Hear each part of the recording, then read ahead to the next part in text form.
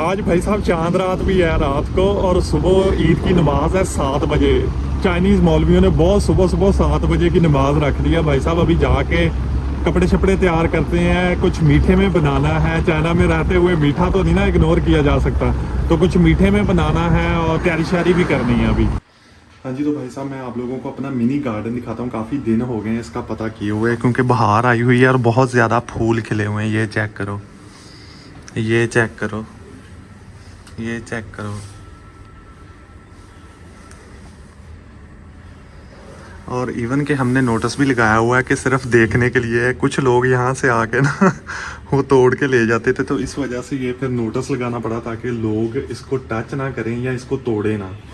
तो ये हमारा मिनी गार्डन है। आप देख सकते हो कि कितने ज़्यादा पौधे हमने रखे हुए हैं, और ये कैक्टस भी है।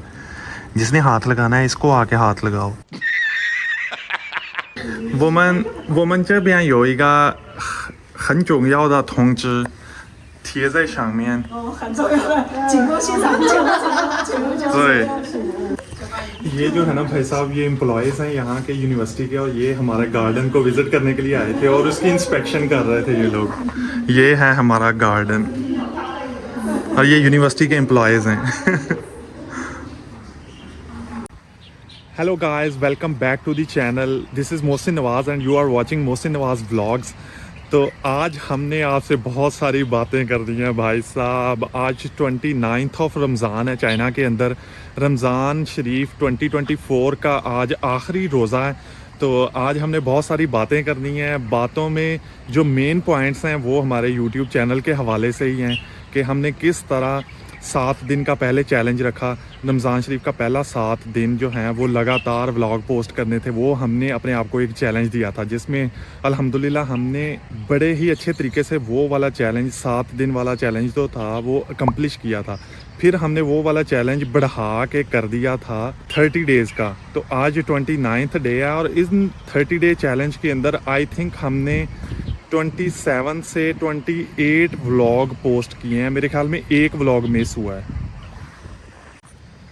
आई डोंट नो भाई साहब कि आप लोगों को ये वाले व्लॉग्स पसंद आए हैं, नहीं पसंद आए, आई डोंट नो। पूछा मैंने कुछ, बट मैंने यूट्यूब के ऊपर अपने आप को कंसिस्टेंट करने की कोशिश की है। और इस चैलेंज के दौरान, इस 30 डे चैलेंज के दौरान मैंने बहुत सारी चीज़ें सीखी हैं यूट्यूब के हवाले से कि ये जो यूट्यूब के ऊपर वीडियो पोस्ट करना है ये not at all are easy task. So इसमें बहुत ज़्यादा काम है भाई साहब। Right from the shooting of the content, shooting के बाद फिर उसको सॉर्ट आउट करना, सॉर्ट आउट के बाद फिर उसकी एडिटिंग और स्टोरी मेकिंग, ये सारी चीज़ें एक फुल फ्लेज प्रोजेक्ट होता है एवरी डे का। तो ये मेरे लिए भी एक इजी टास्क नहीं था। अच्छा, कि every day as a layman, और जिसको ना वीडियो कैप्चर का करने का पता है, ना शॉट्स लेने का पता है, ना वीडियो एडिटिंग का पता है, सारी चीज़ें स्क्रैच से स्टार्ट करके और फिर अपने आप को 30 डे लगातार वीडियो पोस्ट करने का चैलेंज देना, ये मेरे लिए कोई आसान चीज़ नहीं थी। अरे कहना क्या चाहते हो? And I would like to thank those who support me during this whole challenge। In 30 day challenge के दौरान जिन लोगों ने मुझे सपोर्ट किया, सब्सक्राइब किया, चैनल को लाइक किया और एवरी डे कमेंट करते रहे, उनका बहुत ज़्यादा शुक्रिया। और होपफुली मैं अपने आप को प्रिपेयर कर रहा हूँ कि आने वाले दिनों में भी मैं लगातार व्लॉग्स पोस्ट करता रहूँ। लेकिन I am not sure because it is very tiring, because it needs too much time right from capturing the video, editing and posting. It's a whole hell of work. So मुझे नहीं पता कि मैं आने वाले दिनों में लगातार व्लॉग्स पोस्ट कर पाऊँगा या नहीं। अगर आप लोग चाहते हैं कि मैं लगातार व्लॉग पोस्ट करूँ तो do comment in the comment box. तू समझा? नहीं, तू समझा नहीं। हाँ, तो यार बात करेंगे कि ये 30 डेज़ का जो जर्नी था हमारा कंटिन्यूस व्लॉग पोस्टिंग का, इसमें मुझे कौन कौन सी मुश्किलात जो हैं वो उनका सामना करना पड़ा, या कौन सी ऐसी चीज़ें थी जो मेरे लिए बहुत ज़्यादा मुश्किल थी। तो साथ साथ घर को चलते हैं, अपार्टमेंट के वापस चलते हैं और साथ साथ ये चीज़ें डिस्कस करते हैं। तो इस 30 डे चैलेंज के अंदर जो सबसे ज़्यादा और इम्पॉर्टेंट चीज़ जो मेरे लिए मुश्किल थी वो थी रिसोर्सेज। रिसोर्सेज में मतलब टाइम सबसे इम्पॉर्टेंट चीज़ थी।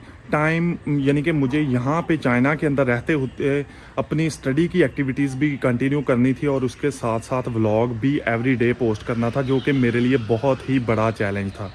और रिसोर्सेज में दूसरी चीज़ कैमराज और स्टैंड माइक ये चीज़ें मेरे पास एज अ बिगिनर बिल्कुल भी नहीं थी।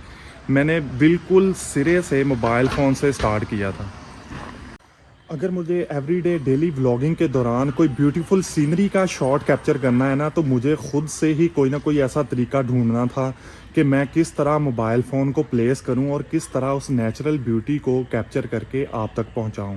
क्योंकि as a beginner, as a daily vlogger मेरे पास इवन के कैमरा होल्डर भी नहीं था, मोबाइल फ़ोन होल्डर भी मौजूद नहीं था। तो इस वजह से मैंने थोड़ी सी मुश्किलात का सामना करना पड़ा मुझे व्लॉग कैप्चरिंग के दौरान। फिर रिसोर्सेज के बाद जो एक इम्पॉर्टेंट चीज़ है वो है टेक्निकल स्किल्स।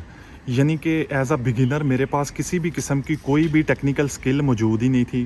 टेक्निकल स्किल्स के अंदर क्या क्या चीज़ें आती हैं, फॉर एग्ज़ाम्पल आपके पास कैमरा को किस तरह होल्ड करना है, कैमरा होल्ड करके कौन कौन से फ्रेम शॉट्स करने हैं, कि आपने डेली व्लॉगिंग के दौरान अपने व्लॉग को किस तरह फैसिनेटिंग बनाना है और ब्यूटीफुल बनाना है, किसी भी चीज़ को किस एंगल से कैप्चर करना है, ये सारी चीज़ें टेक्निकल स्किल्स में आ जाती हैं। फिर व्लॉग कैप्चर करने के बाद कौन सा एडिटिंग सॉफ्टवेयर यूज़ करना है, क्योंकि मैंने तो पहले कोई भी किसी किस्म का एडिटिंग सॉफ्टवेयर सीखा ही नहीं था। तो इस हवाले से भी मैं बिल्कुल लेमैन था, ज़ीरो था। व्लॉग को कैप्चर करने के बाद फिर उसको एडिटिंग करना, फिर एडिट करने के बाद किस तरह यूट्यूब के प्लेटफॉर्म के ऊपर अपलोड करनी है चीज़ें, और ये सारी चीज़ें, इन तमाम टेक्निकल स्किल्स में मैं बिल्कुल ज़ीरो था। तो ये भी एक मेरे लिए बहुत बड़ा चैलेंज था इस 30 डे चैलेंज के दौरान।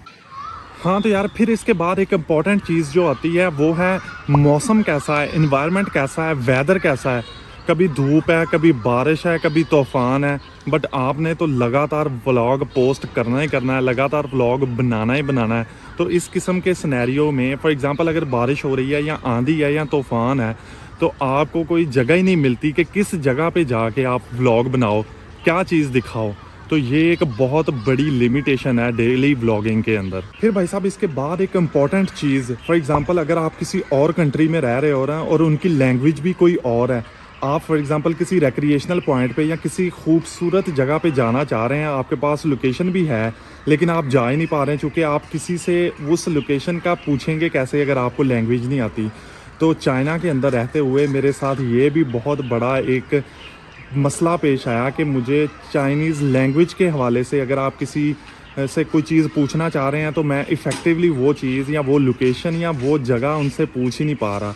तो ये भी एक इम्पॉर्टेंट चीज़ है, और उन लोगों को पता होगा जो कि किसी और कंट्रीज़ में रहते हैं और जिनकी लैंग्वेज इंग्लिश या अपनी होम टाउन वाली लैंग्वेज से डिफरेंट है। तो ये भी एक बहुत बड़ी लिमिटेशन है। तो यार मेरे ख्याल में ये कुछ चंद ऐसे पॉइंट्स थे जो कि यूट्यूबर्स के लिए, जो कि मेरे जैसे बिगिनर्स हैं, उनके लिए बहुत ही ज़्यादा इम्पॉर्टेंट है और उनको ये चीज़ें कंसिडर करनी चाहिए अपने आप को किसी ना किसी चैलेंज में डालने से पहले। तो यार ये कुछ ऐसे पॉइंट्स थे जो कि 30 डे चैलेंज के दौरान मुझे जिनका सामना करना पड़ा और जिन्हें मैं समझता हूँ कि ये मेरे लिए बहुत ही ज़्यादा चैलेंजिंग चीज़ें थी, या मेरे लिए ये चीज़ें जो थी लिमिटेशंस थी। तो भाई साहब अभी टाइम काफ़ी ज़्यादा हो चुका है, चूँकि आज जो 29वां रोज़ा है और अफ्तारी के लिए भी हमने कुछ ना कुछ करना है। तो अभी चलते हैं मार्केट। तो होपफुली आप लोगों को मेरा ये वाला चैलेंज पसंद आया होगा। मेक श्योर कि चैनल को लाइक कर दें, शेयर कर दें और चैनल को सब्सक्राइब वाला बटन दबा के ज्वाइन कर लें। मिलते हैं नेक्स्ट वीडियो में। अल्लाह हाफिज़।